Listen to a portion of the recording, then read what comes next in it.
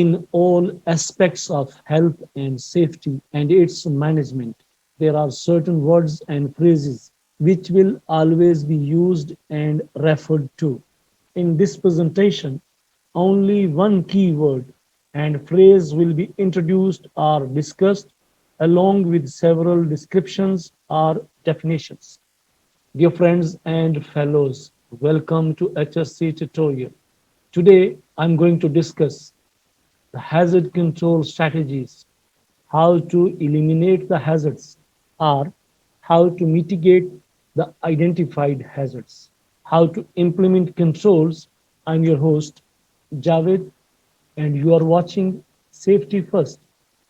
If you are new on this channel, kindly subscribe the channel, press the bell icon, and if you find the video informative, then kindly like, comment, and share. In health and safety management, there is no one universal definition of what constitutes a hazard.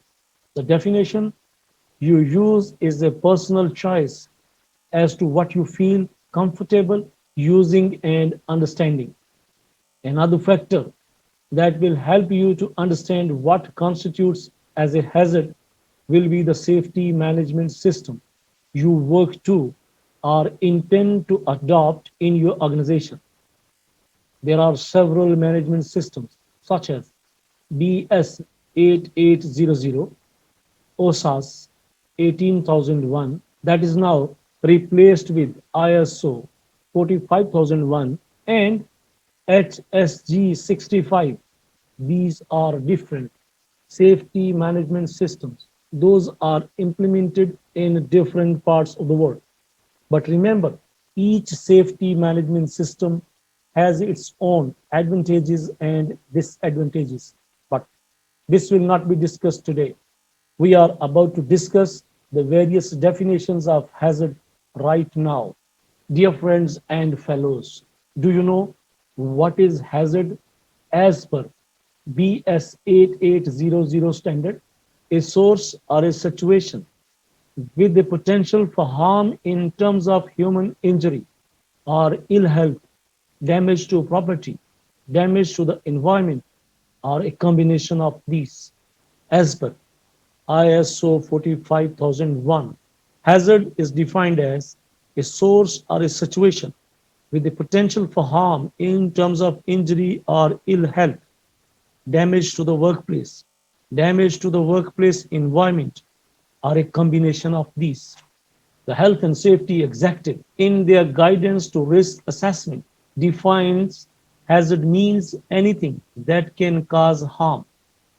For example, chemicals, electricity, working from ladders, etc. HSG 65, Health and Management Standard, defines a hazard as the potential to cause harm, including ill health and injury, damage to property, plant, products, or the environment, production losses, or increased liabilities. Let us understand the definition of hazard in Regulation 3 of the Management of Health and Safety at Work, Regulations 1999. A hazard is defined as something with the potential to cause harm. This can include substances or machines, methods of work, and other aspects of work organization. So, as you can see, there are plenty of definitions to choose from. If you read them closely, they all are using one key word, that is harm. That's why this word is a key to what is defined as a hazard and how you use hazard in the right context. Harm can have two meanings, which are both important in the world of health and safety management. Number one, physical or other injury or damage, such as ill health or damage to machinery, or to hurt someone or damage something. Dear friends and fellows, I was telling you what is hazard and what are different definitions of hazard as per PS 8800, ISO 45001, and as per Health and Safety Executive. But this is not the topic to discuss here. This was a short intro.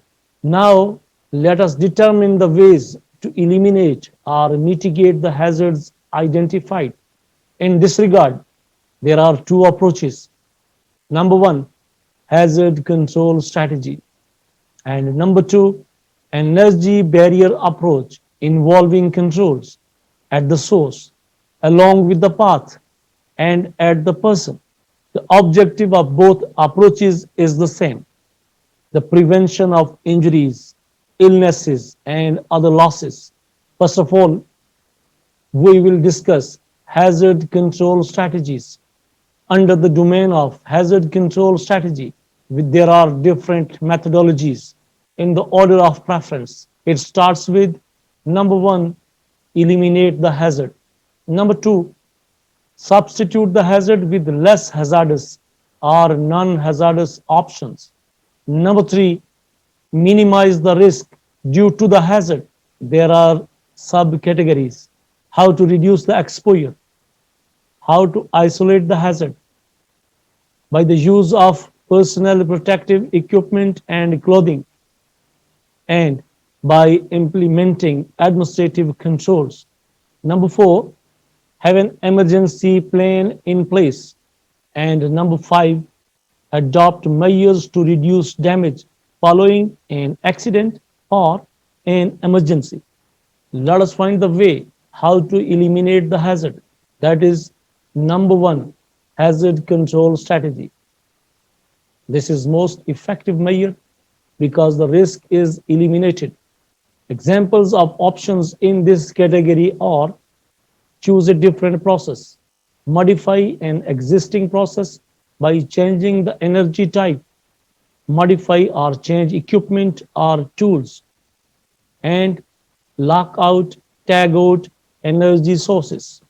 The second ranking, hazard control strategy, that is, substitute the hazard with less or non-hazardous options.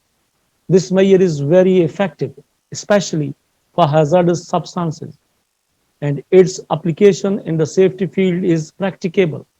The examples are: replace solvents by water solutions, substitute vapor heating by electric devices, use electronic controls instead of pneumatic controls, crush explosive dust in inert gas atmosphere instead of air, and use a non-sparking hammer in a flammable atmosphere instead of steel hammer.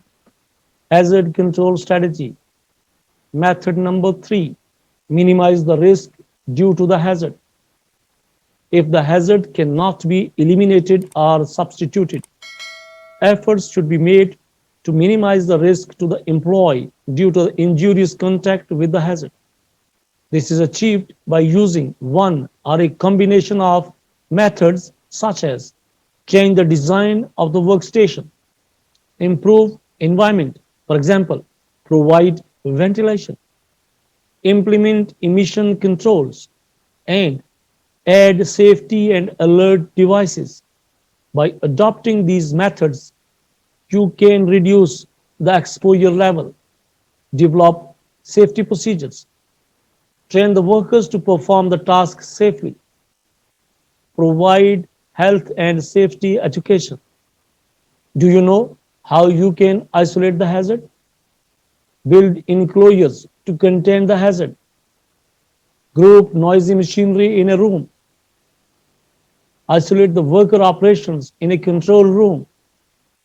And put a cabin on a lift truck. These are the ways how you can isolate the hazard.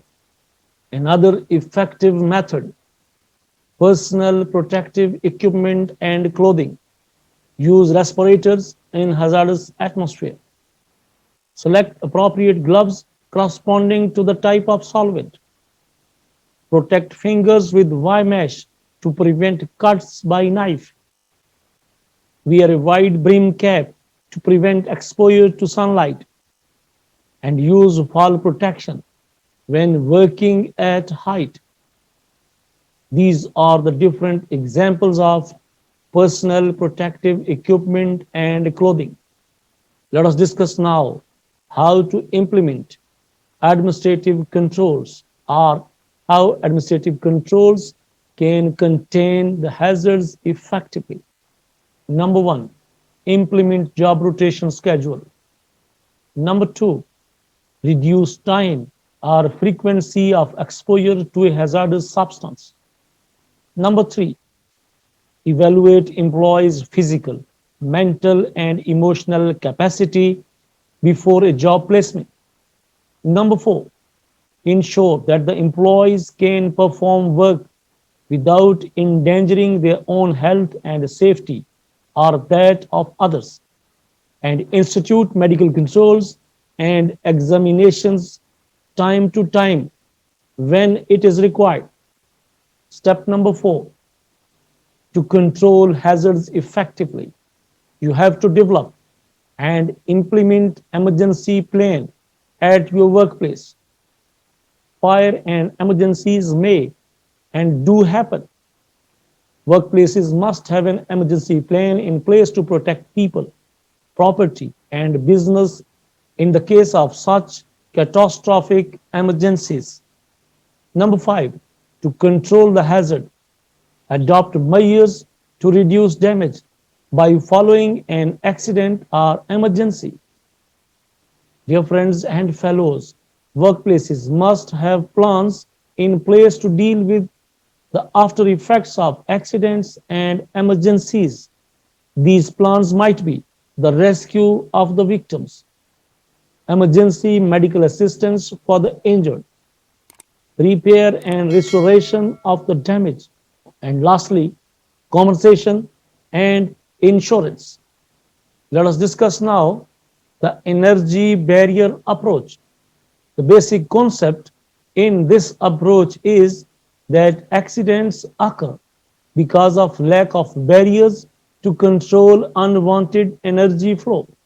Whether or not a form of energy produces an injury or loss in a given situation depends on the magnitude of energy and the rate of release, duration and frequency of contact, and concentration of forces along with force per unit area. The harmful effects of uncontrolled energy transfer can be prevented or reduced by a succession of countermeasures or energy barriers. Let us discuss now the examples of energy barriers in order of efficiency. Number one, limit energy, lower speed, lower voltage, and limit quantity. Number two, substitute safer energy from safer chemicals. Number three, prevent build-up fuses and floor loading. Number four, prevent the release containment, insulation. Number five, provide slow release safety valves, seat belts. Number six, channel the release, separate in time and space, electrical grounding, lockouts, interlocks, etc. Number seven, apply energy barrier on the source acoustic enclosures, sprinklers, etc. Example number 8 of energy barrier, apply energy barriers between source and target. For example, fire doors, welding curtains. Number 9, apply energy barrier on person or object. For example, personal protective equipment, machine guarding. Number 10, raise the injury or damage threshold selection, acclimatization. Number 11, limit injury or damage from worsening emergency medical aid. For example, emergency showers.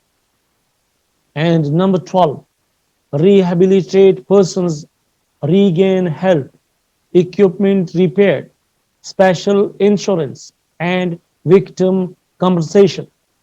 Dear friends and fellows, the energy barriers can be used to describe the preventive measures that can be implemented to reduce and hopefully eliminate the potential hazards associated with the task.